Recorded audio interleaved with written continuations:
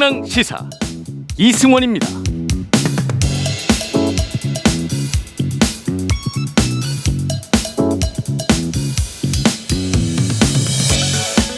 국민의힘이 오늘 부동산 관련 정책을 발표했습니다. 골자는 예상대로 종부세를 일부 완화하는 내용입니다. 지난 몇 주간 부동산 정책을 만지작거리고 있는 민주당은 여전히 고민 중이라고 하죠. 관련해서 고려대학교 이우진 교수가 국세청 자료를 분석했습니다. 지난 2020년 종부세 고지세액을 분석해 본 건데요. 결과는 이렇습니다. 종부세를 내는 사람들의 61%는 평균 33만 원을 내는 것으로 집계됐습니다. 이는 지난 2017년부터 19년 사이와 거의 비슷한 수준이라고 합니다. 또 지난해 과세표준 3억 초과 6억 원 이하, 그러니까 공시지가로 따지면 대략 12억에서 15억이 되는 집이겠죠. 여기에 종부세 납부액은 148만 원으로 기존 3년 평균보다 4만 원 늘어난 수치입니다. 결론만 말씀드리면 종부세 납세자의 82%가 거의 세금 차이가 없다는 얘기가 되겠죠.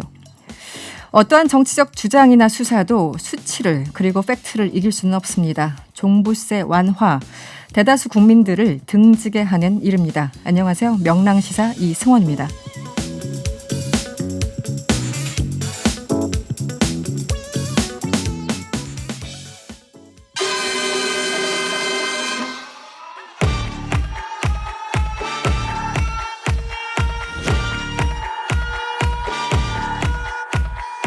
우리가 알아야 할 오늘의 절대 뉴스 콕 찍어 전해드립니다.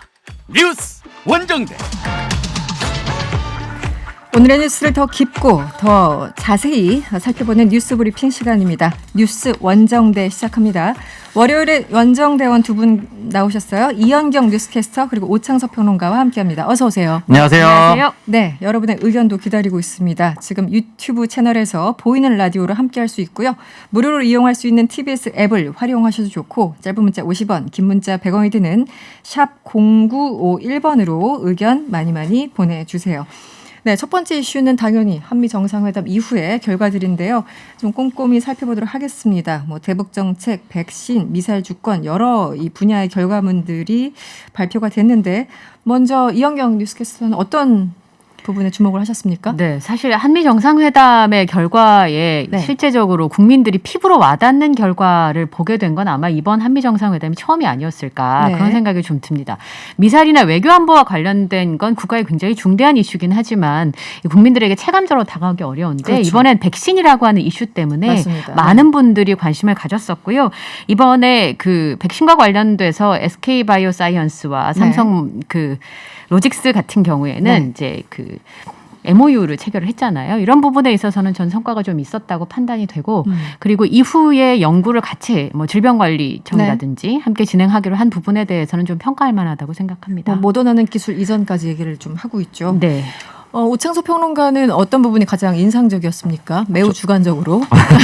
그렇죠. 저는 늘 이제 북한과의 관계 개선이 가장 중요하다고 생각을 하기 때문에. 네. 근데 이 부분에 대해서는 이제 사실 이야기가 나오지 않을 것이라고 많은 분들이 예상을 했습니다만. 네.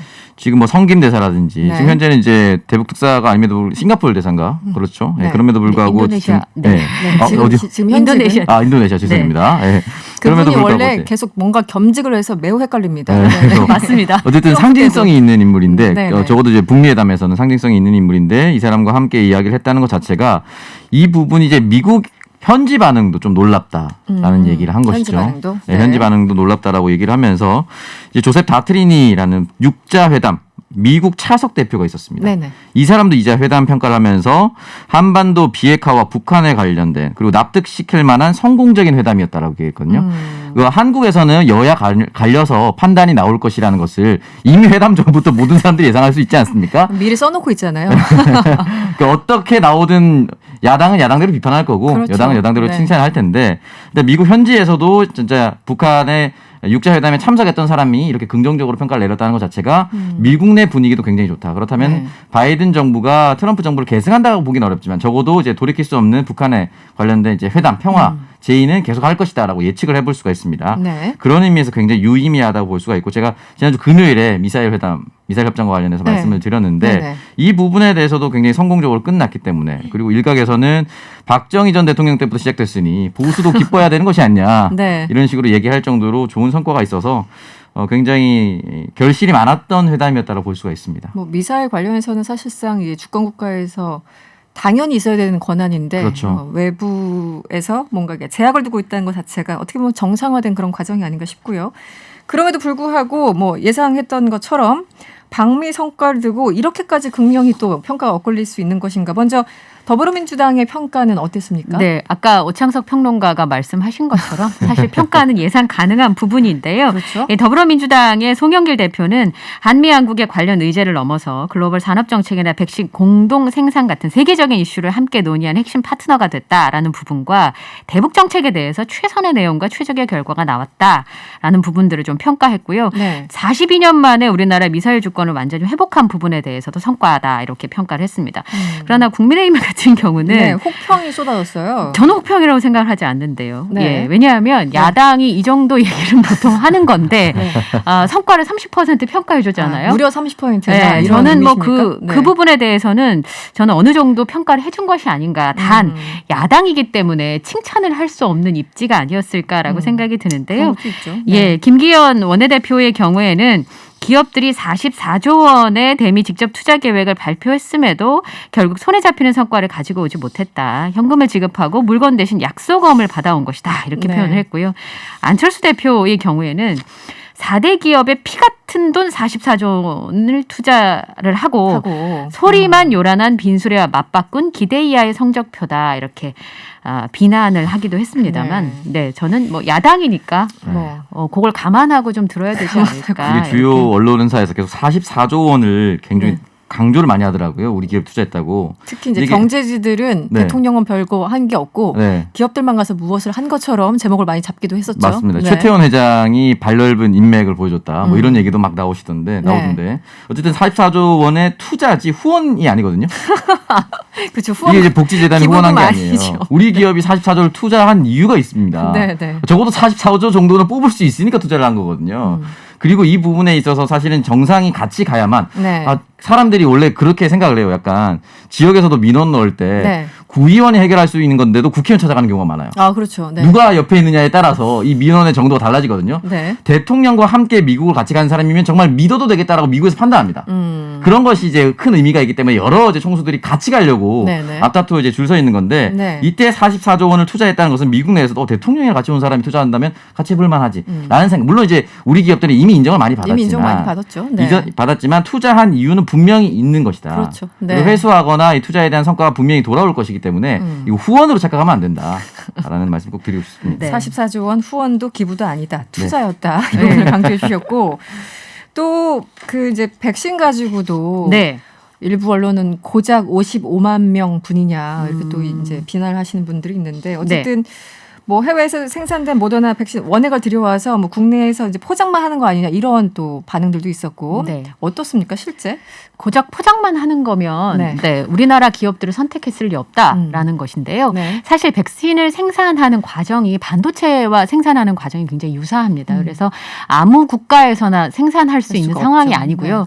우리나라가 지금 현재 그 승인받은 모든 백신을 한국에서 생산하고 있습니다.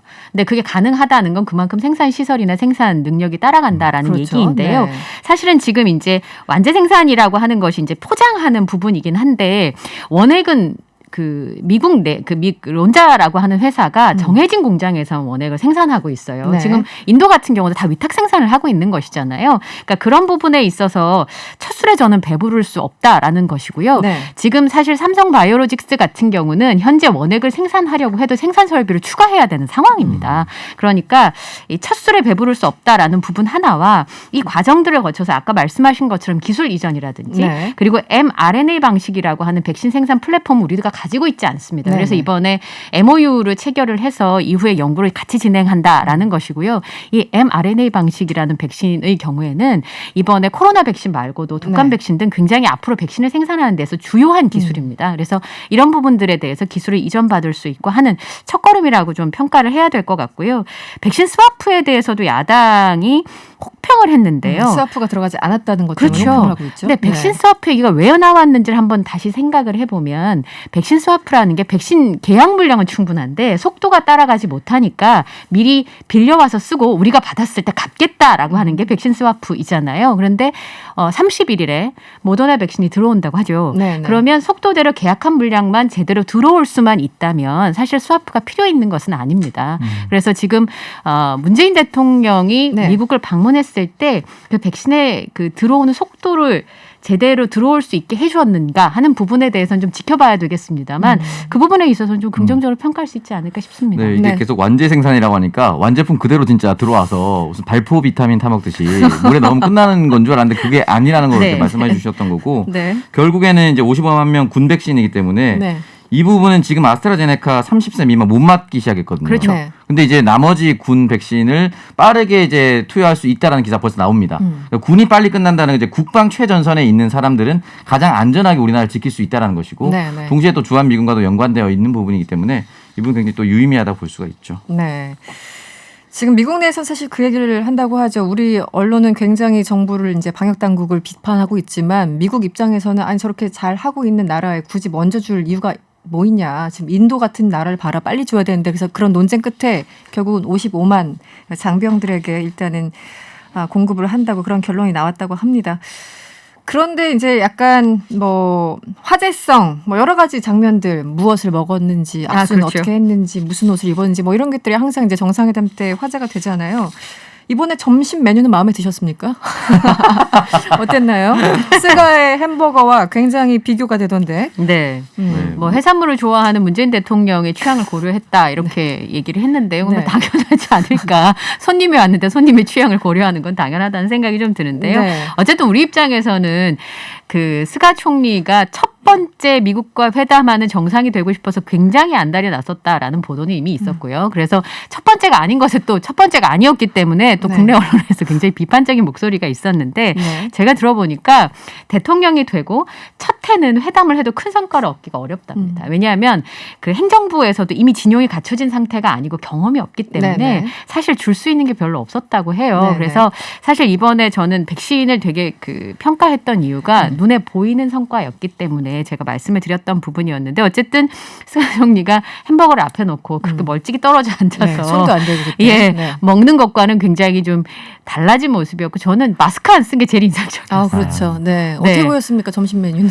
뭐 점심 메뉴 그러니까 대통령 원래 고기 좋아하셨는데 네. 노무현 정부 때부터 이제 임플란트를 너무 많이 하면서 그때 이빨이 정말 많이. 네. 네. 그때부터 시작가 이제 손상이 많이 돼서 상했죠. 이제 회 종류를 좋아하게 됐다. 아마 그 부분은 이제 이미 미국에서 잘 알고 있었을 테니까 왜냐면 그 전에 트럼프 정부랑도 회담을 했을 테니까 잘 알고 있었을 거라고 생각을 하고 메뉴에 이렇게까지 집착할 필요가 있겠냐마는 또 그래도 햄버거보다는 훨씬 더 아 그렇죠. 네, 햄버거와 비교하기엔 너무나도 큰 차이가 있지 않았나. 네. 그리고 사실 진짜 저도 말씀드리고 싶은 게 마스크 벗었다는 게 그게 굉장히 달라진 모습이에요. 네, 그 물론 아직 대한민국의 상황이 500명과 700명 사이를 좀 왔다 갔다 하는 엄중한 상황임에도 불구하고 지금 날짜를 찾아보면 미일 정상회담 할 때는 4월 16일 기준 일본 내 확진자가 4,526명이었습니다. 네. 회담 당일이었고 그 5월 12일은 7,051명이었다가 5월 23일 NHK 기준으로 4,048명 여전히 좋지 않아요. 아 그러네요. 수천 명. 그러다 보니까 이제 양국 간의 이제 백신 이런 걸 떠나서 안전에 대한 민감도가 너무 다릅니다. 네네. 그렇기 때문에 이 부분에 있어서는 분명히 한국이 미국으로부터 정말 안전한 나라로 인정을 받고 있구나라는 걸 느낄 수가 있었고 뭐 일본보다 한국이 안전한데 왜 줘야 되냐 이런 얘기를 미국에서 할 수도 있지만 또 반대로 생각하면 백신을 줬는데 효과가 있는 나라에 줘야 그래도 우리가 잘 줬다는 얘기를 들을 거 아닙니까? 뭔가 티가 더 난다. 티가 훨씬 더 잘 납니다. 그렇기 네. 때문에 이 인구 부분에 대비. 대해서는 네. 앞으로도 더 잘 될 수 있을 거라고 생각이 들죠, 당연히. 네. 이건 어떻습니까? 이 폭스뉴스나 등등에서 좀 다룬 이슈긴 한데 해프닝일 수도 있고요. 문재인 대통령하고 카말라 해리스 미국 부통령이 악수를 한 장면인데 뭐가 문제가 됐습니까? 이게 이제 악수를 했고 이제 가볍게 문재인 대통령 위로 올려서 악수를 하려고 했고 반대에서 이제 카멜라 해리스 부통령이 이게 잡고 네. 그 오른손을 내리면서 자신의 이제 이 그 옷이죠. 정장에 살짝 쓸어내리는 장면이 잡혔어요. 네네네. 이걸 이제 닦은 거냐, 그냥 손이 자연스럽게 간 거냐. 네. 닦은 거면 뭐가 문제되면 이제 또 대통령이 아시아인이니까 아시아인에 대한 인종차별이 여기까지 이제 쫙 나가기 시작하는 거 한 거죠. 아니, 뭐 해리스도 뭐 완전 백인은 아니고 어쨌든. 네. 그리고 본인도 아마 어떻게 보면은 인종적으로 차별을 받는 입장일 텐데 설마 그렇게 했겠느냐라는 것이 그러니까요. 뭐 정설이라고 볼 수 있지 않을까. 너무 과도하게 반응한 것이 아닌가. 애초에 불편했으면 악수를 안 하려고 했겠죠. 아니면 그러니까 피스트범프를 하니까. 손을 닦는 거냐, 옷 매무새를 만진 만지는 거냐. 거냐, 네. 아니면 그냥 뭐 왜 우리 부지부 시간에 나오는 우리 그냥 행동들 있잖아요. 뭐 어떻게 해야 되는지 그건 굉장히 주관적인데 이현경 캐스터는 어떻게 보셨어요? 네, 이 뉴스를 누가 보도했나를 좀 봐야 될 것 그렇죠. 같아요. 화제가 중요해요. 네. 왜냐하면 미국 정부의 굉장히 비판적인 보수정의 폭스뉴스입니다. 트럼프 전 대통령이 폭스뉴스와 인터뷰를 그래서 했었죠. 애정했었죠. 예, 네. 그러다 보니까 이 해리스 부통령이 한국 대통령과 인사 후에 손을 닦았고 트위터에서 반발에 직면했다라고 하는데요. 유튜브에 게시된 영상의 아래 댓글을 보면 네. 악수를 한 뒤에 나오는 자연스러운 행동으로 심각한 일이 아니다. 악수를 하기 전에 소매에 손을 닦기도 했다. 심각하지 않은 일이다. 다소 네. 행사로 긴장한 상황이었다. 그뿐이다. 이런 댓글들이 달린 걸로 봐서는 해프닝. 뉴스를 만들었던 사람의 의도는 제가 좀 궁금하기는 한데요. 폭스뉴스. 예. 네. 그 미국 내부에서도 이걸 굉장히 무례하고 인종차별적인 것으로 인식하고 있는가라는 부분에 있어서는 좀 생각을 해봐야 되지 않을까 이게 저 싶습니다. 우리나라나 미국이랑 비슷하다고 느꼈던 게 그 폭스뉴스의 원문 중에 보면 저 만약에 공화당 사람이었으면 저렇게 했으면 난리 났을 거다. 이 얘기다. 네, 그렇죠. 우리나라에도 보면은 뭐 민주당이었으면 이랬겠냐, 뭐 국민의힘이었으면 이랬겠냐 이런 얘기 하잖아요. 미국도 마찬가지였습니다. 공화당 사람이었으면 네. 가만히 있지 않았을 것이다. 뭐 이런 얘기가 있더라고요. 네. 저는 누리꾼들의 댓글 중에 제일 마음에 들었어요. 해리스가 백신을 완전 접종했고 바지에 손을 문지른다고 바이러스가 없어지는 건 아니에요. 알겠습니다. 깔끔하게 정리를 해 주셨습니다. 다음 이슈로 좀 가보죠. 국민의힘 당대표 정말 뜨겁다는 얘기를 여러 번 드렸는데 지금 갑자기 자동차가 등장했어요. 뭐 스포츠카, 화물차 이거 왜 등장한 겁니까? 네. 네. 이 나경원 후보가 그 라디오 인터뷰를 하면서 지금 이준석 전 최고위원이 굉장히 앞서고 있는 상황이잖아요. 예상보다는. 그래서 이준석 후보를 빨간 스포츠카에 비유를 하면서 자신은 화물차다고 설명을 했습니다. 짐을 잔뜩 싣고 대선이라는 험하고 좁은 길을 가려면 화물차라야지 네. 자기만 타고 몸만 잔뜩 부린 스포츠카로는 곤란하다라고 하는 비유를 한 것인데요. 네. 이에 대해서 이준석 후보는 올해 초 자신은 매연도 없고 짐이 아닌 사람 할 수 있는 전기차를 주문했다라고 본인의 페이스북에 올렸습니다. 예. 전기차 뭐 카니발까지 등장하고 김은혜 그렇죠. 의원 김은혜 등등. 의원 같은 네. 경우는. 어떻게 보셨습니까? 이런 비유는? 이게 네. 국민의힘이 이러니까 쇄신해야 된다는 얘기를 듣는구나. 사실은 이제 중진들이 네. 자신들한테 좀 도움이 되는 비유를 좀 써야 되거든요. 이 팔공산부터 나오기 시작을 해서 네네. 이 비유가 자신들한테 도움이 되지 않고 오히려 사실은 진짜 이준석 최고가 다른 방송에서 매번 얘기하는 게 있어요. 배팅볼이라고 이런 식으로 던지면은 이준석 최고가 살짝만 비틀어서 자신이 답변을 만들면 훨씬 더 유리합니다. 그러니까 이준석 최고의 진짜 단점이 뭔지를 끄집어내야 돼요. 당을 운영한 경험이 하나도 없다. 네. 직업 최고위원이었다. 네네. 영선이다. 의정 경험 전혀 모른다. 국회에 일어나는 내용 모르고 그냥 방송에서만 얘기했다. 이렇게 가야 되는데 차라리 팩트 위주로 가는 게 유리할 텐데. 네, 이 이상한 비유를 하면서 화물차나 빨간 스포츠카 사람들 마음에 뭐 스포츠카 한번 타봐야 되지 않겠어? 이 생각 들 수도 있거든요. 이러니까 이 부분에 있어서 비유를 할 때는 조금 더 이제 본인에게 도움이 되는 비유를 하는 게 낫지 않을까라는 생각이 들었고 적어도 이 게임에서는 803과 마찬가지로 이준석 전 최고가 훨씬 더 유리한 상황이다라는 생각이 듭니다. 네. 그러게요. 그 이준석 전 최고위원 계속 뭐 이슈가 되니까 저희들도 안 다룰 수 없는데 2011년 당시에 이제 박근혜 비대위에서 사실은 이제 비대위원으로 선임되면서 정치 시작했죠. 제가 첫 기억은 그냥 박근혜 당시 대통령 옆에 앉아 있는 누군가 이렇게 해서 이제 시작을 한 건데 그게 벌써 이제 꽤 한 10년 정도가 흐른 거예요, 시간이. 출마 선언한 뒤에 박 전 대통령에게 뭐 감사 인사를 하는 듯 그런 이제 워딩들도 좀 있었는데 이런 부분은 어떻게 보셨습니까? 그 피해갈 수도 있는 거였는데 굳이 언급한 그 부분은 오창석 평론가는 어떻게 평가하세요? 결국은 이제 선거는 현실의 게임이기 때문에 네. SNS와 이제 20, 30대만 잡고 승리를 할 수는 없습니다. 그렇다면 흔히 말하는 TK 영남 표심을 잡아야 되고 네. 2층은 연령층이 굉장히 높고 이 연령이 높은 고정층은 여전히 박근혜 전 대통령에 대한 아쉬움과 안타까움이 있습니다. 네. 그러니까 사면 복권을 떠나서 안타까움이 있을 수 있거든요. 그럴 수 있죠. 네. 그래서 거기를 좀 어루만지려고 했었던 제스처였던 것 같은데 이게 지난번에 이제 바른미래당에서 손학규 대표 퇴진하라고 할 때도 뭐 이제 그 카페 박근혜 키즈라는 이름이 네네. 사용되지 않는다라고 얘기를 했었던 적이 있었거든요. 어필하는 부분이었는데 네. 그때나 지금이나 크게 도움은 되지는 않을 것 같긴 하지만 아마 본인이 할 수 있는 노력까지는 다 할 겁니다. 네. 오세훈 서울시장이 어제 SNS에 또 글을 올린 거 가지고 여러 가지 공방이 있고 신경전이 있는데 유쾌한 반란을 꿈꾼다라는 제목의 글이었어요. 사실상 이준석 전 최고위원을 이제 지지하는 거 아니냐 그러면서 중진들이 좀 반발하는 기류도 있고. 네. 글쎄 제가 생각했을 때는 오세훈 시장으로는 이렇게밖에 할 수 없지 않았을까라는 생각이 좀 들었는데요. 네. 그 이준석 후보에게 제가 들은 얘기입니다만 지난번 오세훈 시장의 당내 경선 때 오세훈 시장을 지지했던 당협위원장이 몇 명 되지 않았다고 합니다. 그중 한 명이 이준석 캠프 후보였던 네네.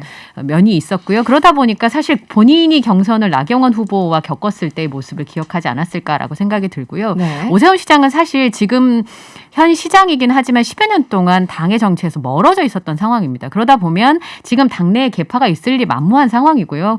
그러다 보면 유쾌한 반란이라고 하는 단어를 써서 이준석 전 최고위원을 공개 지지한 것이 어쩌면 당연한 수순이다라는 생각이 전 좀 듭니다. 네, 예. 알겠습니다. 서로 주고받는 게 있는 그런 상황이 아닌가 싶기도 하죠.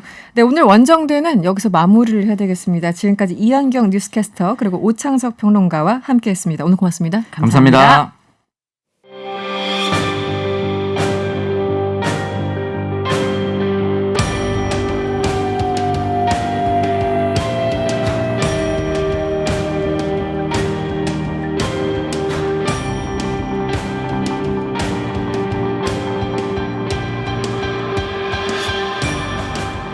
범죄 사건을 전문가의 눈으로 새롭게 분석합니다. 사건의 재현 시간이죠.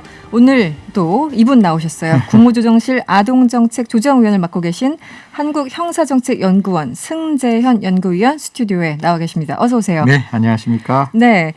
아, 저도 이 기사 읽었는데. 그렇죠. 네. 이게 뭐 아주 극소수 일이겠지만 예. 그렇게 또 바랍니다만 예. 요즘 어린이들 사이에서 아주 나쁜 놀이가 유행이라고 합니다. 일명 민식이법 놀이. 예. 어떤 건지 설명을 좀 해주시죠. 혹시 준비 땅 이런 거 들어보셨죠? 초등학교 때 네네네. 100m 딱 달리기 아, 하면 그렇죠. 준비 땅 이러고 돌격, 네. 돌진 이런 건데 어떤 건가 하면 제가 받는 것 중에 가장 소스라치게 놀랐는 게 저는 일단 아이도 잘못했지만 그 불법 주차했는 그 자동차가 저는 다 잘못했다라고 그렇죠. 생각하고 일단은. 그 불법 자동차 뒤에 딱 아이가 숨어요. 숨고 반대편에서 누가 이야기를 하겠죠. 차가 한 대 온다 이러면 이 아이가 준비 하고 그다음에 아이가 차가 딱 오는 순간 땅 이러고 달리는 거예요. 아, 사인을 주면. 예. 그러면 너무 사람과 위험한데요. 자동차가 부딪히면 사람이 다치잖아요. 그렇죠. 아무리 그리고- 뭐 30km 이하, 20km 예. 이하라고 하더라도. 그럼요. 또 아이 이거는 몸인데 민식이법은 그 아이를 보호하기 위한 인데. 법인데 아이들이 이걸 제가 봤을 때 그냥 무모함, 그냥 뭐 차롭섬, 뭐로 보기에는 너무 위험한 행동으로 근데 이 아이들이 오히려 다칠 수 있다 이런 말씀드립니다. 애초에 이 민식이법 놀이라는 이 명명을 누가 했는지 아이들이 뭐 만들어낸 건지 언론에서 만들어낸 건지 어쨌든 이 명명 자체도 굉장히 조금 잘못 네이밍을 했는 잘못 거죠. 네이밍을 했어요. 예. 그러니까요. 그런데 아이들이 실제 이런 놀이를 하는 거죠. 최근에 이제 일부 영상을 네. 통해서 확인이 되긴 뭐 했습니다. 유튜브에 많이 나오는데 사실 제가 제일 좀 걱정하는 거는 이런 어떤 뉴스가 커지면 아이들이 여기에 관심을 가지고 몰랐던 아이들도 여기에 혹시나 그렇죠. 따라 들어갈까 싶은데 제가 오기 전까지 초등학교 때 제가 어떤 행동을 했을까 진짜 고민을 많이 해봤어요. 네네. 근데 초등학교 5학년, 6학년 어른이에요. 그 당시에 그 아이들의 이제 다 머릿속에는 컸다 이런 생각을 하죠. 생각을 스스로는. 하고 네. 약간의 영웅의식이 있는 아이들이 있어요. 그러면 남들보다 내가 빠르다, 남들이 하지 못하는 일을 한다, 용감하다. 뭐 용감하다, 영웅이다 이런 걸 이렇게 받고 싶어하는 좀 이렇게 오히려 성인보다 더 강한 자기 명예심과 그 자기 자신에 대한 과시욕이 있을 나이예요. 네, 영웅 심리 뭐 이런 게 있을 있죠. 수 있죠. 예, 아이들도. 그러니까 그런 어떤 심리에서 자기에게 분명히 굉장히 위험한 일임에도 불구하고 이 아이들이 이렇게 어처구니 없는 일을 하고 있는 과정이라서 나중에 말씀드리겠지만 이건 정말 학교와 부모가 정말 엄중하게 아이들을 교육해야 된다 이런 말씀드리겠습니다. 그렇습니다. 다시 한번 뭐 많은 분들 알고 계시겠지만 다시 한번 좀 상기를 해주시면 이 민식이법 내용을 좀 다시 한번 설명을 해주시죠. 네. 민식이법은 한 아이가 자동차의 교통사고로 덧없이 사망을 했고 그 사망했는 아이를 지켜주기 위해서 우리가 과연 무엇을 할까에 네. 대한 정말 진지한 고민을 했고 그게 특정 범죄 가중처벌 등에 관한 법률을 새로 하나 만들었고 네. 그게 우리가 만들어 놓은 5조의 13이에요. 여기는 세 가지 요건이 있는데 첫 번째는 어린이 보호구역 안에서 네. 30km를 준수하고 안전주의 의무 위반을 하지 아니하면 네. 사고가 발생했을 때 이 민식이법이 적용되지 않지만 어린이 보호구역에서 30km 이상을 달리고 안전 의무가 위반되면 이때는 굉장히 엄중하게 처벌받죠. 오히려 가끔가다 뭐 변호사협회에서 그런 말도 하던데 이 법이 너무 강하다 보니까 이게 과실이잖아요. 네네. 아이를 그냥 나는 생각하지 않고 갔는데 이게 아이를 다쳤으니까 고의범죄는 아니잖아요. 네네네. 그러니까 오히려 상해라는 고의범죄로 나는 아이를 일부러 치려고 했다라는 쪽으로 이야기하는 분들도 있다는 거예요. 이게 왜냐하면 아이를 다치게 만들면 그 형량이 1년에서 15년까지거든요. 1년에서 15년. 예, 그러니까 가장 낮은 형이 1년, 1년이고. 가장 높은 형이 15년이니까 이게 상해죄보다 높은 거예요. 그러네요. 그러니까 운전자 입장에서는 그렇게 이야기를 한다고 변협에서는 이야기를 하는데 법적인 이제 다툼에서는 그렇게 예. 오히려 법리가 갈 수밖에 예, 없다. 갈 수 있다 이렇게 얘기하는데 과실범죄와 고의범죄는 다른 거라서 사실 여기는 500만 원 이상 또 3천만 원 이하의 벌금이 있어서 그냥 민식이법에 관련된 아이가 다쳤을 때는 보통 벌금형으로 가는 경우가 많아요. 네. 악의적이지 않으면. 네네. 그래서 이걸 다 이제 지켰다면. 예, 지켰다면. 그래서 그런 경우에 이제 보통 이렇게 가겠죠. 어린이 보호구역에서 30km를 지켰는데 안전주의 의무를 위반했다. 이건 좀 어려운 말이 될 수 있는데 과실은 결과를 회피할 수 있어야 되고 결과를 방지할 수 있어야 되는데 어린이 보호구역을 딱 들어가면 운전자 입장에서는 아이들이 언제든지 나올 수 있다라는 예견을 했다면 그 아이들의 차 사고를 방지할 결과 회피 의무가 존재를 하는 거잖아요. 네네. 특히 불법 주차가 되어 있으면 그 뒤에서 아이가 나올 수 있다는 생각은 가지고 있어야 되기 때문에 네. 더더욱 서행 운전을 해야 된다. 그런데 그러한 안전주의 의무가 사실 법정에서 입증하는 게 쉽지는 않잖아요. 이걸 완벽하게 지켰다고. 네네. 그러다 보니까 이제 그런 안전의무 위반. 나는 안전보호구역에서 30km 미만으로 갔는데 저는 죄 없는 거 아니에요. 라고 얘기할 때 그 안전의무를 너는 못 지켰다. 결과를 회피해야 되고 결과를 방지해야 되는데 못한 거 아니냐. 결과적으로. 그래서 예, 그래서 한 벌금 정도 형이 많이 나오게 되어 있는 그래서 거죠. 이제 벌금형. 그러니까 지금 그 하나하나 이제 아이의 입장도 그렇고 이제 운전자 입장도 각각 또 있을 텐데 네네. 기본적으로 운전자 입장에서 잠깐 보자면 보통 그 이제 아이들 사고 나는 경우 이제 아이들끼리 막 놀다가 막 도망가다가 이제 뭐 주로 이제 놀이하다가죠. 그리고 혹은 이제 파란불이 이제 깜빡깜빡하면 빨리 지나가야 돼. 뭐 약간 뭐 이런 네네. 것들. 그러니까 어떤 경우든 갑자기 이제 튀어나와서 사고가 나는 경우가 많은데 만약에 정말 이게 민식이 놀이를 한다면 민식법 놀이를 한다면 운전자는 거의 속수무책은 아닌가. 아까 30km 이하 예, 달리고 있고. 옛날 네. 같은 경우에는 정말 속수무책이었어요. 그런데 지금은 사실 우리나라에 여러 가지의 어떤 과학 기기들이 많이 만들어졌고 네. 자동차에 블랙박스 없는 자동차는 거의 없다라고 그렇죠, 보는 요즘은. 거고 네. 민식이법에는 정말 CCTV가 정말 잘 되어 있어요. 이게 어떻게 사고 났는지를 확인하기 위해서. 왜냐하면 분명히 그 주요 의무를 위반했다라고 운전자는 이야기 안 할 거 아니에요. 난 안전 의무 다 지켰어 네, 네. 라고 하더라도 CCTV가 있으면 분명히 안전주의 의무 위반했는 게 보이거든요. 네. 그거와 동일하게 아이들이 아까 제가 준비 땅 하듯이 자동차 뒤에 숨어서 그 자동차가 오는 걸 가지고 의도적으로 뛰어나갔다면 네. 그 자동차가 갖고 있는 블랙박스 그 주위에 있는 CCTV를 보면 운전자 입장에서는 그 순간에 그 아이를 회피해서 운전할 수 있는 가능성이 제로라는 게 입증되면 그건 무과실이 되는 거죠. 예측을 할 수 그러니까, 있었다 예. 없었다가 분명하게 판가름 그렇죠. 되면 그런 CCTV를 통해서 이제 판가름할 수 있는데 여기서 꼭 청취자 여러분께 말씀드리고 싶은 거는 네네. 그렇게 민식이 놀이를 해서 그러니까 준비 땅 하는 아이들이 나왔을 때 네. 운전자에게 과실은 없을 수 있는데 우리 도로교통법 54조는 과실, 무과실, 적법, 위법을 가리지 않고 무조건 사고 나면 아이를 구해야 돼요. 그러니까 네가 잘못했잖아. 네가 뛰어왔잖아. 라고 해서 그 아이를 그냥 돌려보내면 뺑소니 됩니다. 그렇죠. 그렇기 때문에 네. 내가 아무리 적법하게 운전을 했다라고 하더라도 반드시 아이가 부딪혔으면 그때는 112 신고하시고 그다음 보험 신고하셔가지고 아이를 반드시 구조해야 된다. 과실이 없더라도 아이는 치료받아야 한다라는 말씀을 드리겠습니다. 지금 아이가 다쳤는데 지금 잘잘못 따질 그 겨를이 없는 거죠. 그게 54조가 이야기하는 무조건 교통사고 나면 아이 사람은 무조건 구해야 된다. 이게 우리나라가 요구하고 있는 도로교통법이거든요.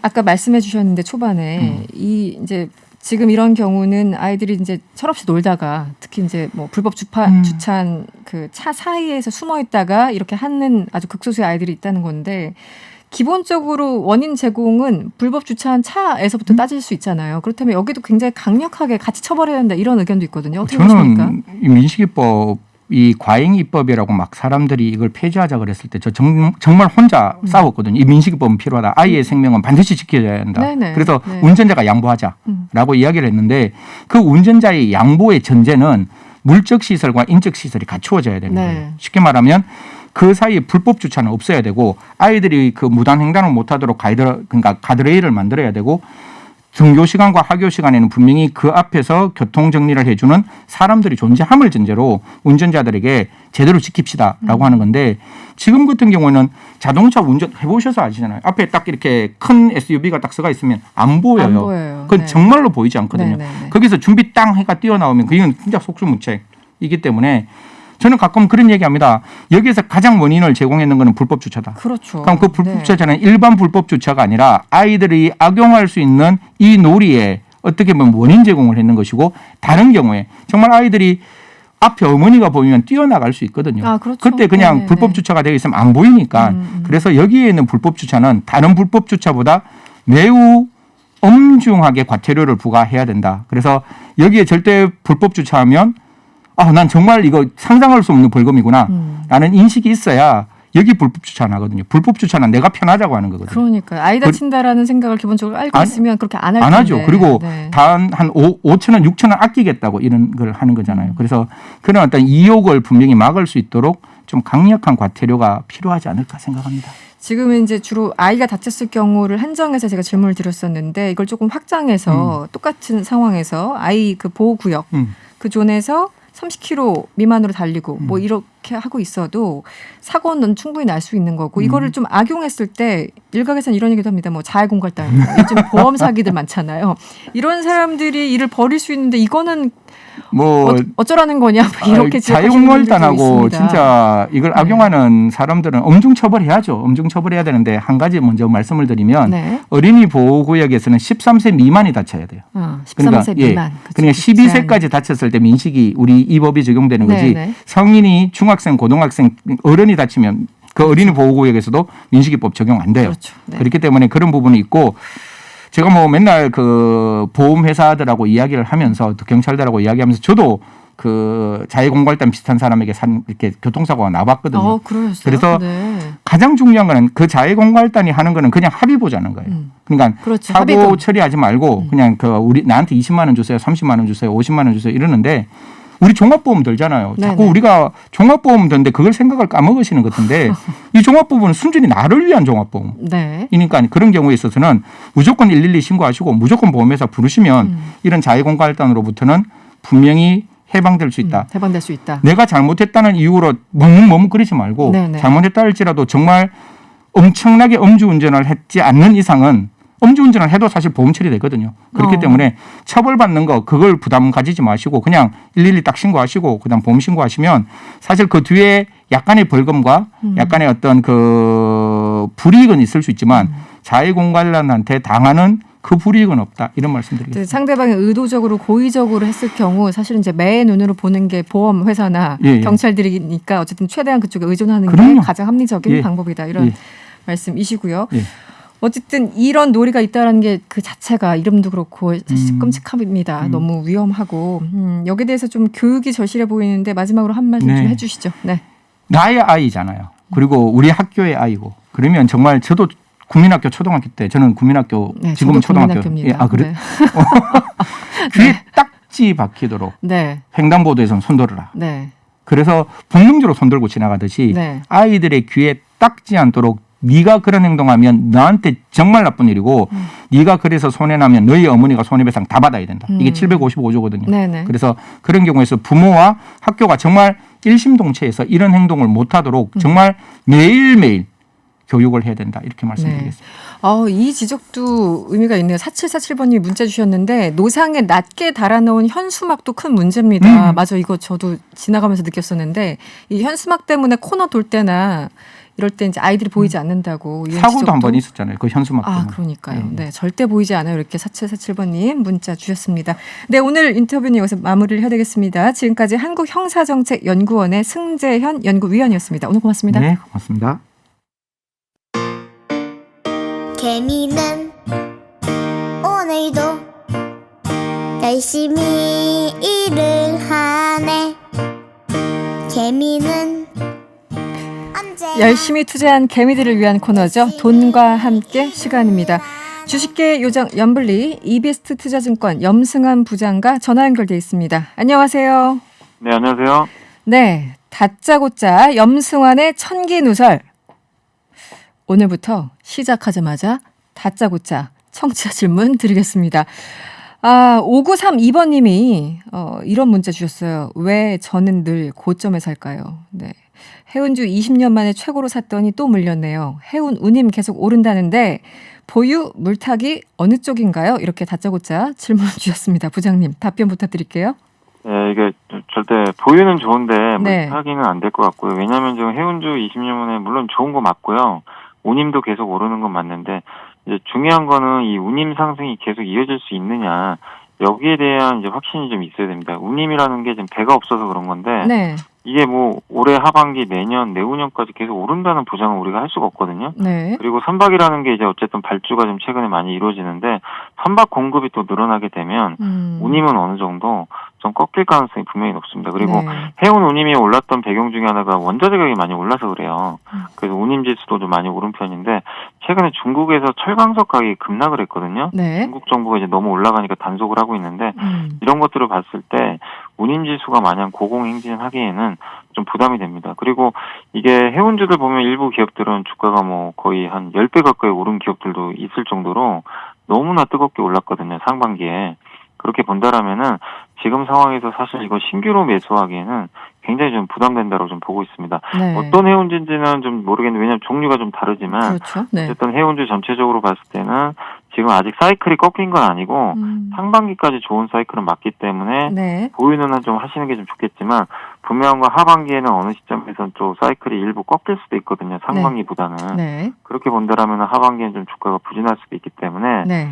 적절하게 지금 어쨌든 보유는 하시되 절대적으로 좀 물타기라든가 신규 매수는 좀 자제하시면서 네. 반등이 나올 때 좀 물려 계신 것 같긴 한데 네네. 어느 정도 이제 그 매수가 좀 회복이 됐을 때 비중을 좀 줄여주시는 게 좋을 것 같고 지금도 보면요 못 오르는 기업들 찾아보시면 꽤 있거든요. 네. 너무 많이 이미 올라서 선반영된 기업들보다는 네. 저는 계속 좀 소외된 기업들이 있잖아요. 사실 오늘 그 한국전력 같은 기업들이 오늘 많이 올랐는데 정말 주가 못 올랐던 기업 중에 하나예요. 네네. 그러니까 이런 기업들이 한 번씩 돌아가면서 가니까 네. 좀 눈을 시야를 좀 덜 오른 소외주 쪽으로 한번 돌려보시는 것도 좀 권유를 드려보고 싶습니다. 네.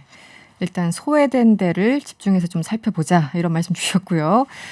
2503번님이 질문 주셨어요. 그 엑세스 바이오는 영업 이익률이 80%가 넘는 초대박주인데요. 주가는 0. 왜 그런지 정말 궁금합니다. 그리고 코로나 진단 키트 주가 향후 어떻게 될까요? 네, 여러 가지 질문을 주신 것 같아요. 네. 근데 이게 되게 많은, 특히 제가 봤을 때 이분께서 주린이 분이신 것 같아요. 왜냐면 네. 이제 주식의 속성을 잘 모르시는 것 같아요. 딱 보니까. 경험이 많으신 분들은 이제 이해를 하실 텐데, 네. 왜냐하면 지금 실적이 좋은 거는 뭐 당연히 주가에 좋을 수가 있는데, 문제는 주가는 미래를 반영하거든요. 네. 아까 해운주도 마찬가지예요. 지금 좋은데, 문제는 이제 하반기에 어떻게 될 거냐. 근데 엑세스바이오는 진단키트니까 당연히 상반기에 좋을 수밖에 없지 않나요? 네. 코로나 확진자도 계속 늘어났고, 네네. 우리 한국도 올해 들어와서 작년보다 더 많이 늘어나고 있잖아요, 사실. 네. 그러니까 진단키트 수요가 늘어나니까 영업이익률 당연히 돈을 많이 벌 수밖에 없는데 문제는 왜 주가 안 가겠습니까? 하반기에는 백신 이제 뭐 한국 사람들도 지금 많이 이제 접종을 할 것 같은데 네. 백신 접종이 이루어지면 확진자 수가 많이 줄어들어요. 네. 그럼 당연히 진단키트 수요는 줄거든요. 근데 이게 우리나라만 그러겠습니까? 전 세계가 다 똑같겠죠. 네. 그러면 지금의 영업이익률이 유지가 안 될 가능성이 높아요.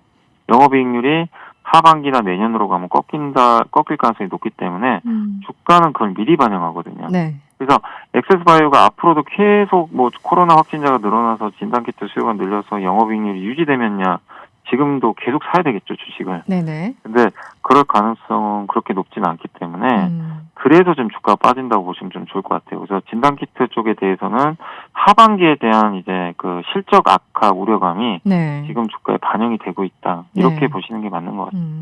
코로나 상황 어쨌든 이제 미래는 대략 예측 가능하니까 거기에 따라서 좀 합리적인 판단을 내렸으면 좋겠다. 이런 답변으로 저희들 이해를 하겠습니다. 네. 그 오늘 전반적으로 이 코스피 코스닥 뭐 동반 하락 마감했는데 오늘 분위기가 어땠습니까? 오늘 좀 시장이 되게 아쉬웠던 게 한국만 좀 약하더라고요. 그러니까 아시아 시장 보면 대만하고 일본은 또 올랐는데 네. 한국 증시가 되게 좀 답답했고 그 이유는 외국인들 매도인 것 같아요. 오늘도 지금 매도를 하면서 외국인들이 거의 8일 연속 지금 팔고 있거든요. 집중적으로 매도를 하고 있고 물론 이제 기관 투자자나 개인이 방어를 해주고 있는데 좀 역부족인 그런 상황이고 외국인들의 공매도 공세가 아직까지는 계속 좀 이어지고 있는 게 좀 시장에는 여전히 부담으로 작용하고 있고 근데 유독 그 삼성전자 중심으로 계속 팔고 있어요. 그러니까 네, 한마디로 한국의 IT에 대해서는 그냥 철저하게 버리는 그런 모습들이 좀 연출되고 있는데 좀 아쉬운 거는 그 한미 정상회담에서 좋은 뉴스가 많이 나왔잖아요. 네네. 이렇게 서로 44조 원 투자한다는 얘기도 좀 있었고 특히 삼성전자도 미국에 20조 원에 가까운 돈을 투자한다고 하는데 이 부분은 되게 좋은 뉴스인데도 불구하고 외국인 투자들은 지금 당장에 좀 약간 불확실성을 보면서 그냥 계속 비중을 줄이는 것 같습니다. 그래서 시장 전체적으로는 이런 대형주들의 부진이 이어지면서 주가 좀 부진했고 특히 코스닥 같은 경우도 오늘 안 좋았는데 네. 일단 백신 기대감으로 올랐던 백신주들이 오늘 급락을 했고요. 네. 또 반도체 투자 얘기가 나왔는데 반도체 소재 부품 장비 회사들이 수혜주인데 이미 선반영됐다라는 그런 인식 때문에 네. 오히려 소문에 사서 뉴스에 팔자 이런 심리가 발동하면서 네. 매도가 역시 이쪽도 많이 나왔습니다. 그러다 보니까 코스닥은 반도체하고 바이오가 제일 크거든요, 섹터가. 네. 이 두 개 섹터가 급락을 해버리니까 코스닥 시장 역시 힘을 못 썼던 것 같습니다. 다만 이런 것들이 뭐가 악재가 나와서 빠진 게 아니라요. 네. 뭔가 좀 불확실하고 뭔가 재료가 미리 노출되고 그냥 단지 수급적인 이슈 때문이거든요. 뭐 네. 미국이 나빠서도 아니고 우리나라 경제가 나빠서도 아니거든요.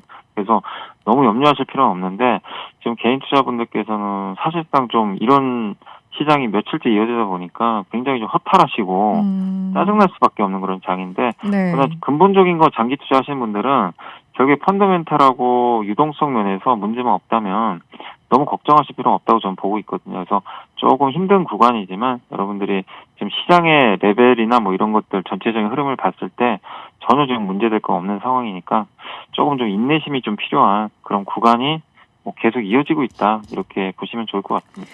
사실 이제 주말 내내 한미 정상회담 관련해가지고 좋은 소식이 있어서 지금 말씀하신 반도체 바이오 이쪽은 그냥 막연히 봤을 때 어느 정도 좀 수혜주가 아닐까라고 예상을 했었는데 정반대로 가는 그런 모양새네요.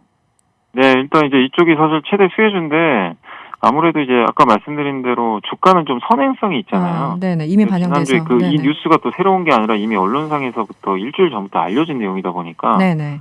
새로울 게 없었어요. 근데 오늘 좀 새롭게 나온 게 원자력하고 그 우주항공이거든요. 네네. 이쪽은 시장이 예측을 못했었어요. 그다음에 그 원자력 발전 관련 기업들 오늘 한국전력이 그래서 간 거고요. 그렇군요. 그다음에 네. 우주항공 관련주가 방산주인데 이쪽이 급등했어요. 미사일 만드는 LIG 넥스온이 오늘 9%나 올랐거든요. 네네. 그러니까 한마디로 이제 뭐 미사일 관련된 얘기들 뭐 이런 거 나오면서 그러네요. 네. 그러니까 예상을 못했던 쪽에서는 호재가 나오니까 반영을 했지만 네. 반도체, 2차 전지, 자동차는 미리 예상을 했기 때문에 주가 반응은 좀 약했다라고 보시는 게 맞는 것 같습니다. 네. 이번 주 짧게 전망을 부탁드릴게요. 네, 이번 주는 어쨌든 증시가 그냥 계속 이럴 것 같아요. 그냥 좀 답답하게 이번 주도 뚜렷한 모멘텀 없으니까 네. 행보한다고 보시고 여전히 소외받고 있는 최근에 소외받는 게 석유화학 갭들 좀 소외받거든요. 네. 좀 저가 매수 해보는 것도 좋을 것 같습니다. 저가 매수. 네. 오늘은 여기까지 듣겠습니다. 고맙습니다. 네, 감사합니다. 네, 지금까지 이베스트 투자증권 염승환 부장이었고요. 잠시 후 3부에서는 더불어민주당 윤건영 의원 그리고 국민의힘 조혜진 의원 인터뷰 차례로 준비되어 있습니다. 잠시 후 3부에서 뵙겠습니다.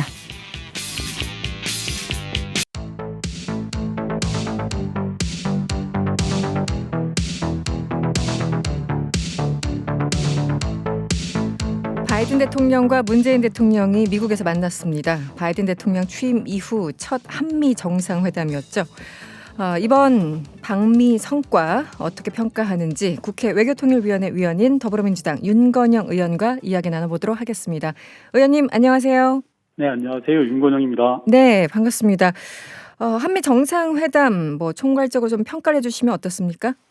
저는 한마디로 역대급 정상회담이었다고 생각하는데요. 여러 가지 어려운 현안들이 많았지만 네. 구체적인 성과를 낸 기대 이상의 결과였고 역시 문재인 대통령이다라는 말로 요약할 수 있을 것 같습니다. 전체적으로 평을 하자면 네. 한미 동맹이 이제는 질적인 변화를 가져왔다라는 말씀을 드리고 싶은데요. 우선 첫째 한미 동맹의 이슈가 과거 안보 중심에서 네. 기후 위기라든지 첨단 기술 동맹까지 점점 확대되어 가는 걸 보여줬고요. 두 번째는 과거 한미 동맹이 포괄하는 공간적 측면이 한반도 중심이 아니라 신남방 오히려 중미 지역까지 확장되는 그런 게 있었고요. 세 번째는 이게 가장 어쩌면 중요한데 동맹의 주체와 태도 측면에서 보면 한쪽이 베푸는 관계가 아니라 줄 네. 것은 주고 받을 것은 받는 국가 대 국가 간의 대등하고 성숙한 관계로 발전했다. 그래서 새로운 한미 동맹의 청사진을 보여주는 그런 회담이 아니었나 네. 싶습니다.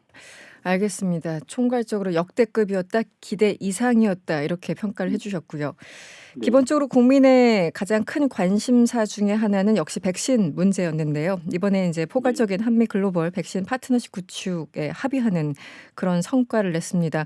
55만 명분의 백신을 확보했는데 뭐 여러 가지 성과가 있었지만 그럼에도 불구하고 백신 스와프가 포함되지 않은 것을 지적하는 언론들이 있거든요. 이 부분은 어떻게 보십니까? 백신 스와프는 백신 관련 여러 방안 중에 하나일 뿐입니다. 그런데 마치 이게 유일한 정답인 것처럼 호들갑을 떠는 야당은 좀 이해할 수가 없고요. 네.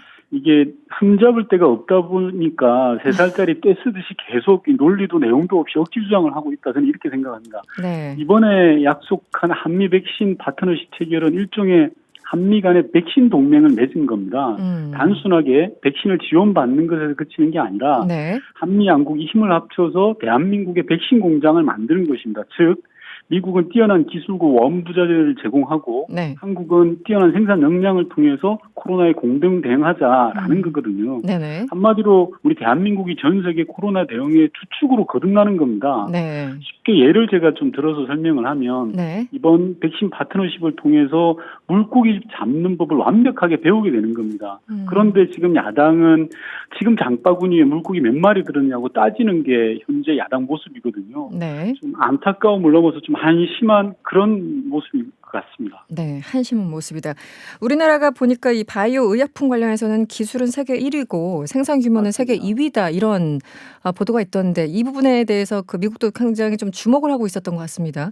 맞습니다. 생산 규모나 시설로 볼 때 우리나라가 네. 세계 2위입니다. 그리고 기술적 측면에서 볼 때 세계 1위가 미국이거든요. 네. 세계 1위와 2위가 백신 동맹을 맺은 겁니다. 그러니 우리나라로부터는 상당히 좋은 기회를 잡은 것이고요. 네. 장기적으로 봤을 때 제2의 팬데믹이 우려되는 상황에서 우리가 선택할 길이다라고 말씀드리고 싶습니다. 네.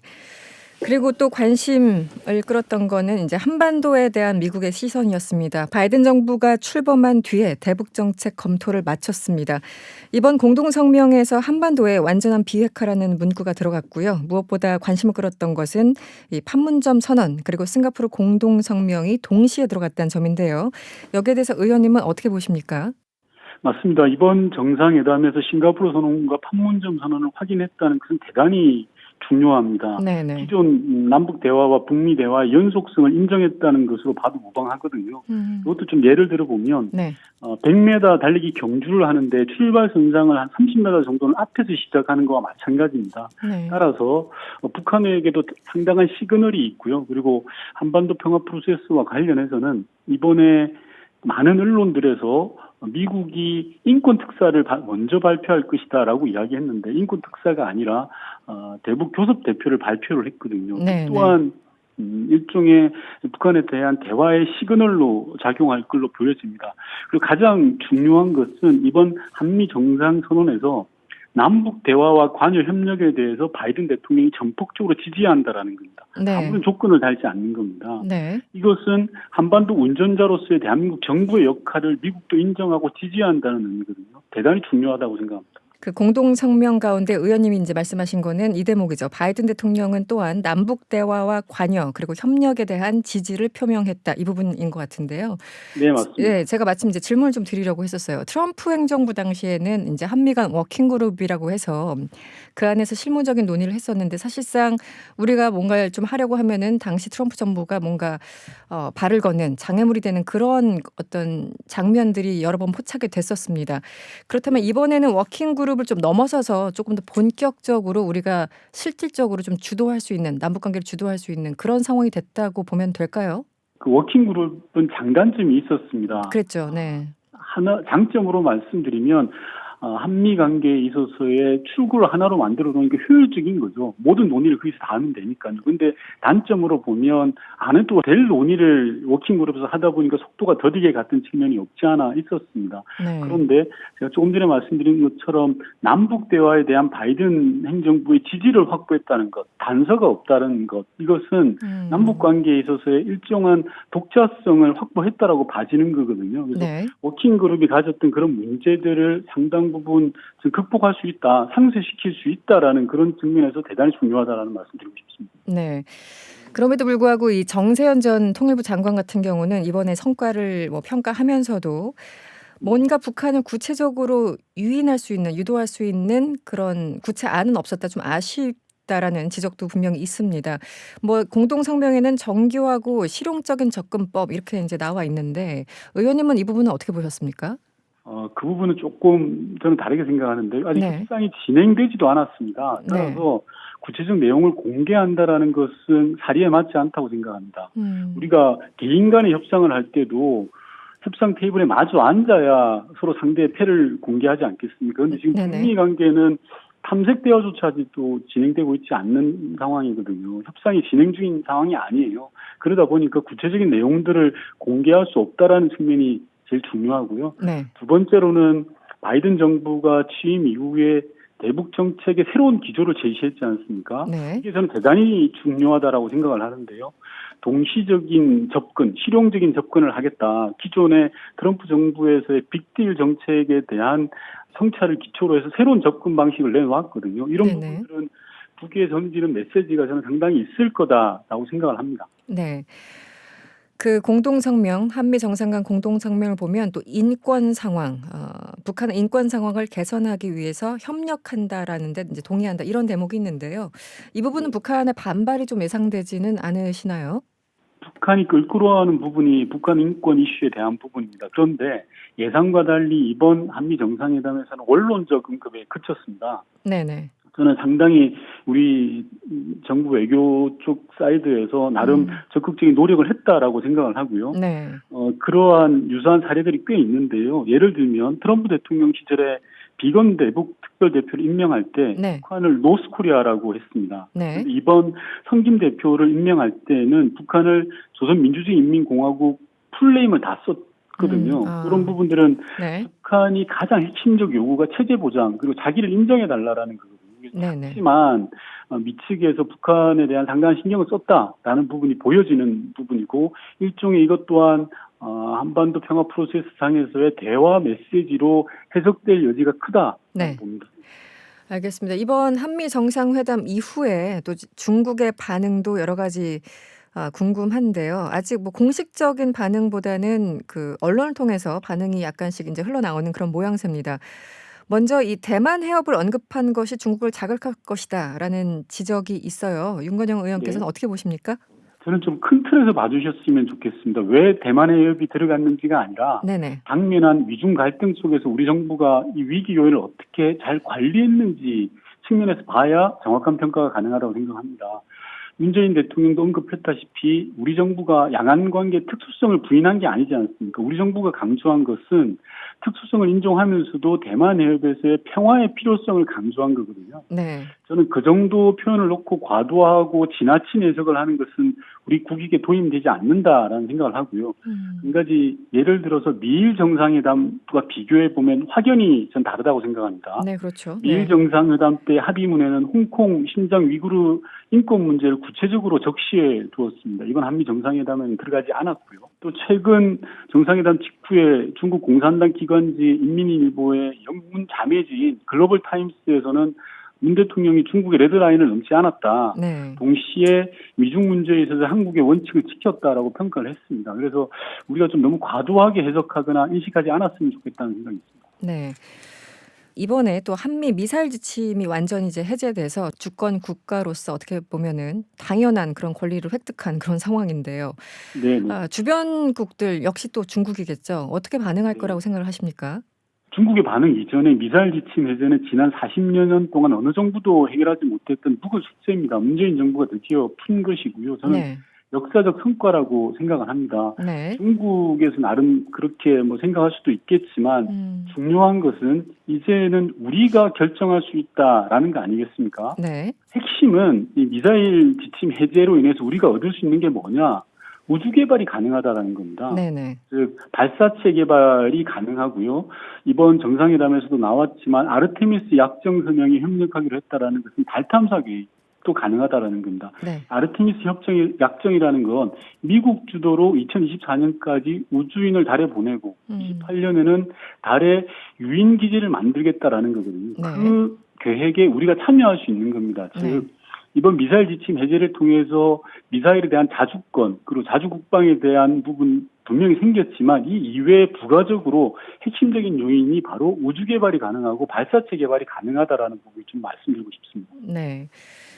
이번 공동 성명을 보면 이 한국의 신남방 정책과 미국의 네. 인도 태평양 구상 이 부분을 굉장히 좀 적절하게 이렇게 문장으로 만들어서 넣었다라는 느낌을 받았습니다. 그런데 의원님 근본적으로요, 이 쿼드라는 게 이제 전문가들 사이에서도 여러 가지 의견이 있습니다만 포괄적인 내용을 다 뭐 기후 변화부터 뭐 백신 문제부터 모든 걸 다 얘기를 하기 때문에 우리가 그렇게 멀리할 필요가 없다라는 의견이 저 한 측에 있고요. 또 한 축 끝에서는 뭐 아시아판 나토를 장기적으로 구상하는 것이다라고 주장하시는 분들도 계시고 굉장히 쿼드에 대해서 다양한 해석들과 논의가 있지 않습니까? 네. 의원님께서는 쿼드의 성격을 어떻게 보십니까? 쿼드에 대해서는 우리 대한민국 정부의 입장은 확고합니다. 이미 여러 차례 밝혔는데요. 네. 투명성, 포용성, 개방성이 확보된다면 다자 협의체에 참여할 수 있다라는 부분이 이미 발표가 돼 있습니다. 다만 이 쿼드라는 부분들이 일각에서는 미국의 중국 견제용이다 네네. 이야기를 하지 않습니까? 그래서 우리 이 중국과의 교류나 경제적 영역에서 상당한 영향력들을 미치고 있는 우리나라에서는 신중하고 조심스럽게 들어가야 될 부분이 있습니다. 따라서 대한민국의 신남방 정책과 미국의 인도태평양 정책의 접점을 찾는 것이 전 당연한 거고 네. 정상국가에서는 그렇게 하는 게 온당하다고 생각합니다. 우리 대한민국 정부가 미국 정부 하자는 대로 무조건 다 따라가는 게 그게 무슨 정상국가이겠습니까? 우리는 네. 우리 정부의 기조가 있는 거죠. 우리 정부의 기조는 바로 신남방 정책이거든요. 그 신남방 정책 기조에 맞을 경우에 같이 하는 겁니다. 네. 알겠습니다. 오늘 인터뷰는 여기까지 들어야 되겠습니다. 오늘 고맙습니다. 네, 고맙습니다. 지금까지 더불어민주당 윤건영 의원이었습니다.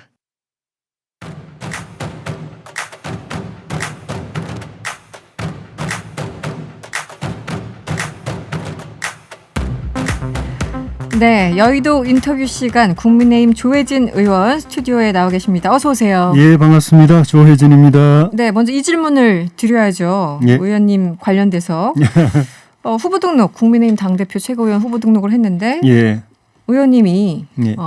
하향 지원을 했다라는 일부 언론에서 하향 지원 이렇게 또 표현을 하셨더라고요. 예. 네, 서울대 법대 출신 우리 조혜진 의원님 하향 지원한 이유가 뭘까요?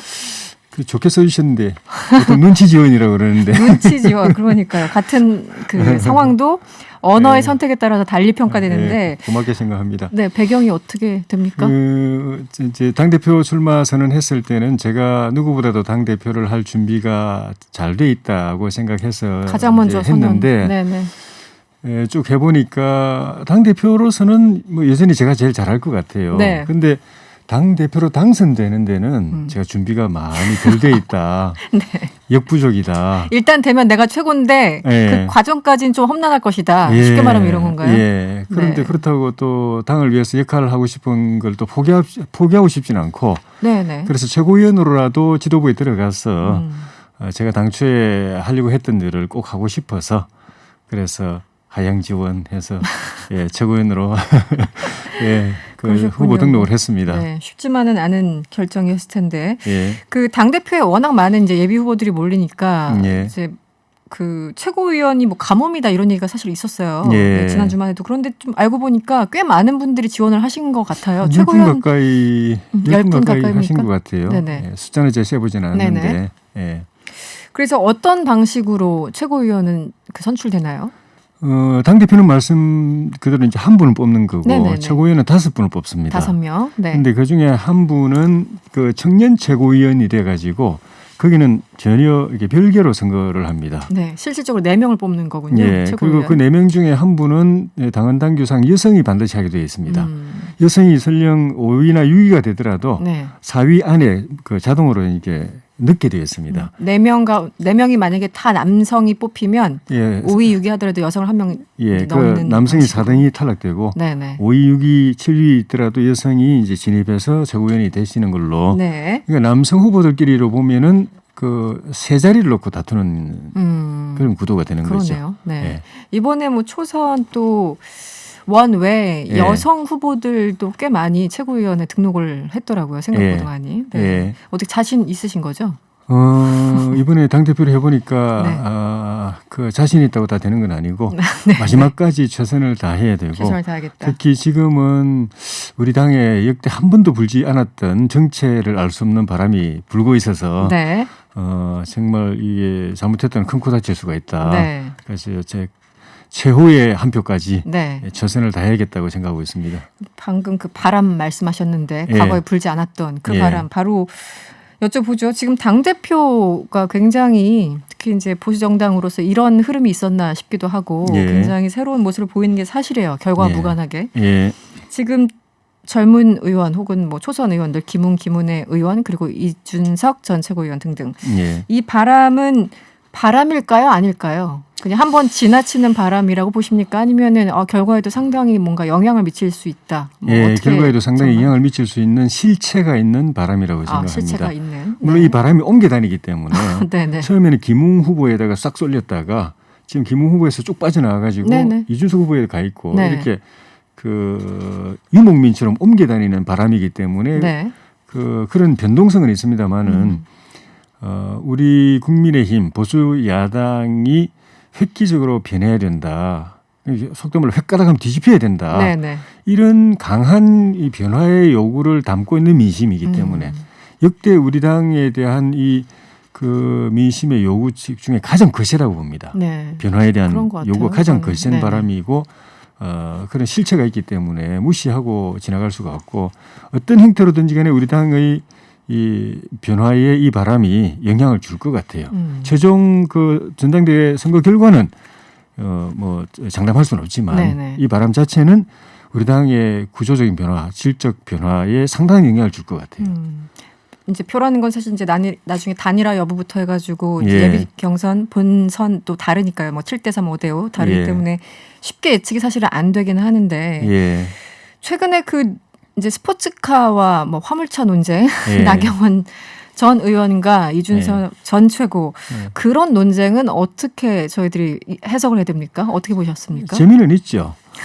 가십성이고 가십성. 네. 또 부담 없이 쳐다볼 수 있고 그런데 지금 말씀드린 이 보수 정당의 거세게 밀어닥치고 있는 쓰나미 같은 이 변화의 요구에 네. 부합하는 딱 그게 맞춤형의 응답인가 이런 네. 논란이 걸맞지 않는. 그건 아니라고 봅니다.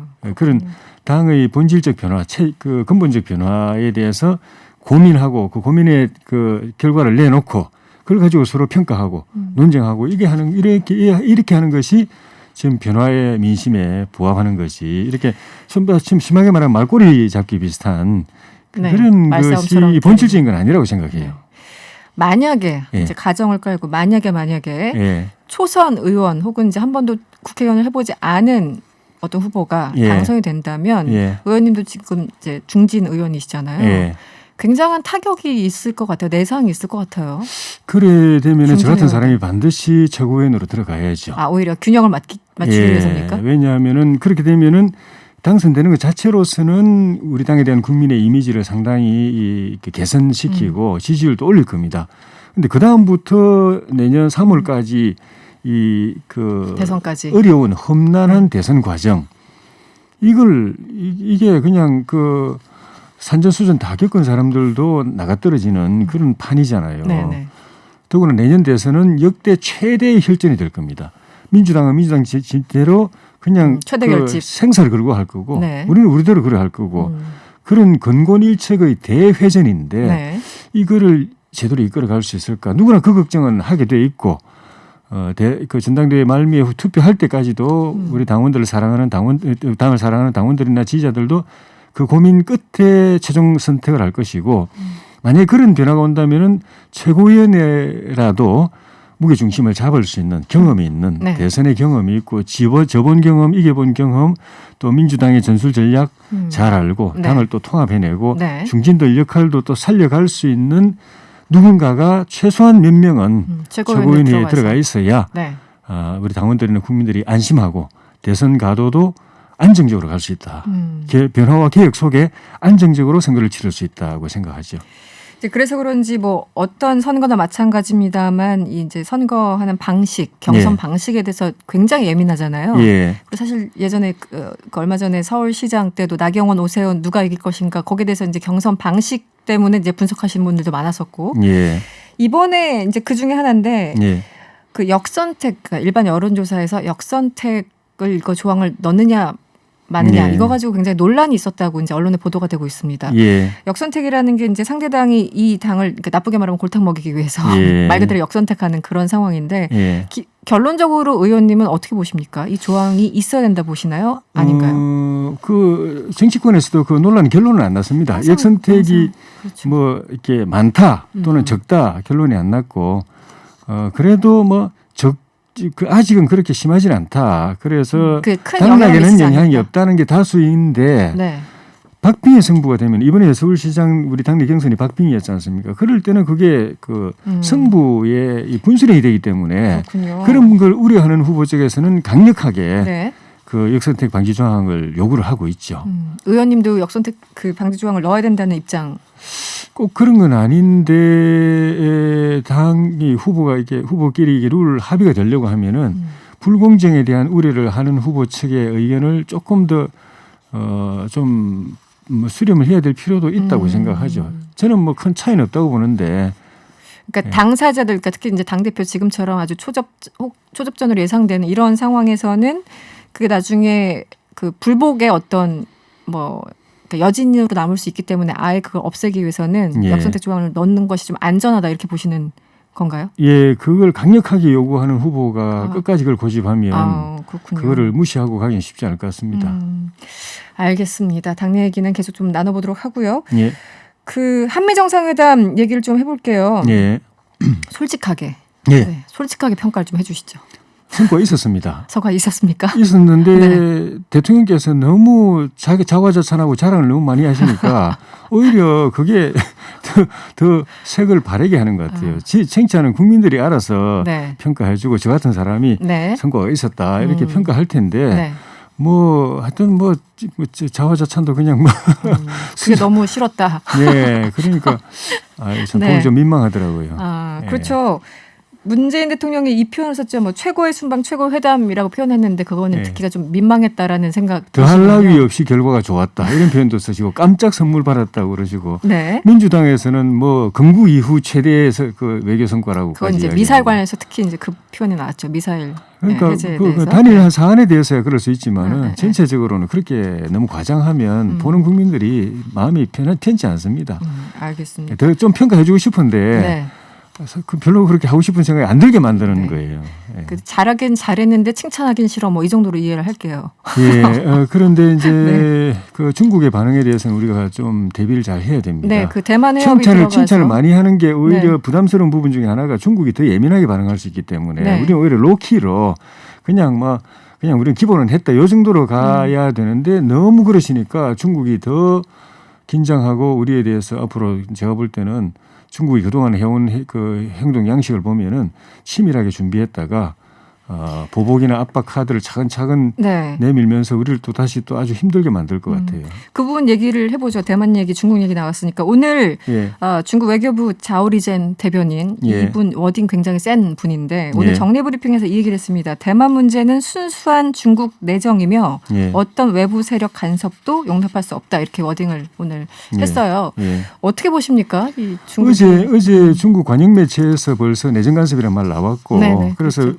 저는 그 착각해가지고 외교부가 한 줄 알았는데 오늘 외교부가 역시 내정 간섭이라고 나오고 대변인. 있죠. 네. 이게 저희 중국 정부의 입장인데 사실 중국이 가장 예민하게 생각하는 부분을 건드렸거든요. 대만 양안 해협, 남중국해 그리고 쿼드 문제. 네네. 그러니까 결과적으로 중국 입장에서 볼 때는 문재인 정부 4년 동안에 우리 정부를 대한민국을 자기들 편으로 상당히 끌어왔는데 그 거의 한미 동맹이 그냥 뭐 그 유명무실할 정도로 이렇게 끌고 왔다고 생각하는데 갑자기 태도가 표변해가지고 미국의 대중국 포위 전선에 한국이 참전을 한 셈이 되니까 머리가 엄청 지금 아플 겁니다. 그리고 아마 속으로 중국의 성격상 이렇게 그 우리에 대해서 상당히 악감정을 가지고 뭘 준비를 할 것 같은데 대비를 잘 해야 될 것 같아요. 그렇다고 또 뭐 쪼로로 중국 달려가 가지고 또 뭐 미국하고 합의한 걸 또 의미 없게 만들어 버리면 또 중국이 그걸 또 믿지도 않고 네. 미국대로 이 뭐야 이 사람들 뭐야 이렇게 되면서 양쪽으로 다 신뢰를 잃어가지고 외투가 돼버릴 것이기 때문에 이번에 합의한 건 국권이 지키면서 중국이 부당한 압박을 가할 때는 거기다 당당하게 대처하고 그럴 때 오히려 미국의 도움이 필요하면 또 도움 받고 이렇게 정공법으로 정도로 대처하는 것이 나을 것 같습니다. 그럼에도 불구하고 어쨌든 쿼드라는 단어가 들어갔지만 그건 굉장히 좀 원칙적인 거였고 한국의 예. 신남방 정책과 뭐 예. 미국의 인도태평양 정책 이걸 이제 같이 표현을 해놔서 어느 정도 균형을 맞춘 거라고 볼 수도 있을 것 같은데요. 이 쿼드 역할을 중요하게 평가를 했으니까 네네. 그 점은 중국이 들을 때 편하지 않죠. 네, 예. 알겠습니다. 오늘 인터뷰 마무리를 해야 되겠습니다. 지금까지 예. 국민의힘 조혜진 의원이었습니다. 고맙습니다. 고맙습니다. 네, 명랑시사는 여기까지고요. 저는 내일 저녁 6시 10분에 찾아뵙겠습니다. 지금까지 이승원이었습니다. Breaking into your heart like that.